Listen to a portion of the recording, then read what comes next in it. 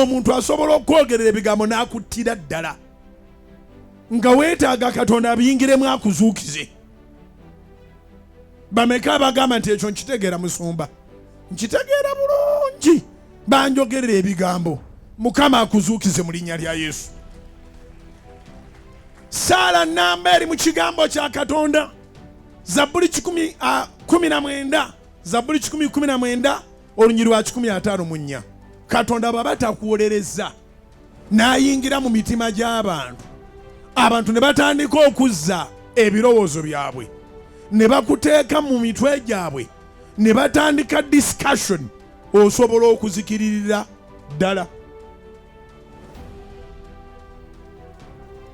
N'olwekyo Katonda mwesige, weesige ekigambo kye, weesige amaanyi ge, ebikweraliikiriza byeraliikiriza bali ababadde bakweraliikiriza. Kubanga oluusi olemerayo neeka n'ogamba nandigenze ku mulimu naye nga banyonoonye nnyo, banjogeddeko nnyo, nze nafuuse topiki ku social media, basibye banjogerako. Fe abamu tuyise ebintu nga basobola okuwandiika mu lupapula lw'amawulire okumala emyaka 3 nga gwe bawandiikako. Oyina kukizuula buzuuzi nti gwe toli lupapula. Bawandiika ku mpapula ezimu ne zigenda mu toilet endala ne zigenda mu kyoto. Ebikweraliikiriza tebiwangaala. Singa okiwulidde. Ebikweraliikiriza tebikola ki?